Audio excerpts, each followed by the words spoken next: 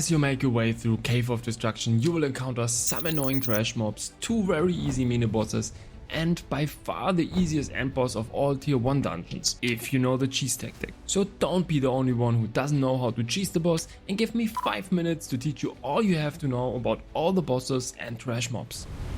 Let's start. As soon as you are level 50, you will have access to 6 tier 1 dungeons, and one of them is Cave of Destruction. So as always, we start with the trash mobs. Here we only have to watch out for the explosive ants. These are the green spiders which when they spawn follow the nearest person till they explode. This deals a lot of damage, especially when you just hit level 50. So even though these are no fury attacks, you can still block the explosion. Otherwise you will just make it super hard for the healer. But of course you will need to learn here a little bit the timing of the explosion. Okay, now let's come to the first mini boss. He has as always just 2 abilities. The first one is nothing special, she's just summoning 2 additional ants. For the second ability, she will summon 2 larvae over 2 people's heads.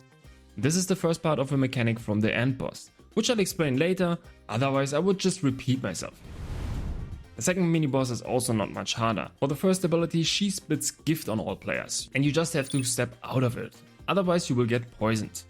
The tank should also kite the boss here out of the poison so that the melees don't have to stay in it. The second ability is just a simple pull, which pulls all party members to her, which is a fury attack which you can block. Okay, let's come to the end boss. So for the end boss I will explain only the cheese tactic, because that's what everyone is playing, so we are not wasting any time. So first of all, the boss is not able to move, and the player with the highest aggro always has to stay close to the boss. If not, he's doing crazy AoE damage to all players. So if you get aggro as a ranged DPS, you also have to get close to the boss. So throughout the fight, the boss is spawning different colored ants. Usually they are for a mechanic, which we will be ignoring for our tactic. Everyone ignores them. Tank, DPS, does not matter, you don't hit them. In most cases they will then chase the healer, because the healer will get healer aggro. They don't deal too much damage, but they are doing some annoying fury attacks, which paralyze if not blocked. If you don't feel confident blocking them as a healer, just kite them around the boss. After a certain time the boss is screaming something. At this moment you have to get off one of the 3 hills, because he's channeling a powerful AoE attack which kills everyone on the ground. So run to one of the 3 big hills. But here it's now important that you're not going fully to the top of the hill. You have to stay right here in the area where I'm currently staying, and wait till the pillar in the middle completely rised. When this happens, you go to the top of the hill. If you go directly to the top, you will get pushed away from it and might fall down to the ground and will be killed by the AoE attack. If you are fast enough, you can quickly morph and fly back on the hill, but it's rather risky. Just wait here on the spot till the pillar rised and then go to the top. Afterwards he did his AoE attack on the ground. You have to kill an ant which spawns on one of the 3 hills. You can fly there or walk there, that really doesn't matter. While you are doing that, he will spit you full with poison. After you killed the ant, quickly go back to the boss. And that's already how you cheese the mechanic. Now there's just one more mechanic. It will start by dropping larvae on each player's head.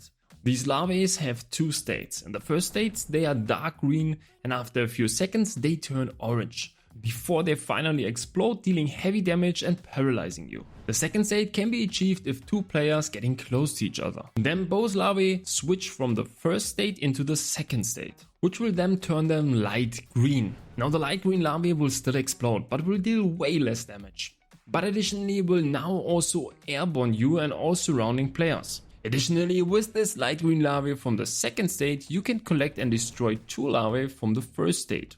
So how should you play the mechanic?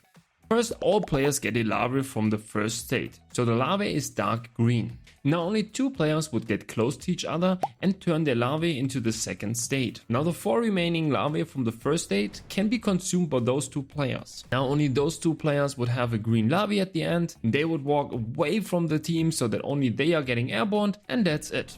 Okay, of course it would be nice to play the mechanic like this, but especially with random groups, this will never happen. Most of the time people don't know how to actually play this mechanic. But to be honest, it's really not a big deal. You will get a little bit more damage, but that's also it. Okay, that's it. If there are still open questions, please don't hesitate to ask me in the comment section.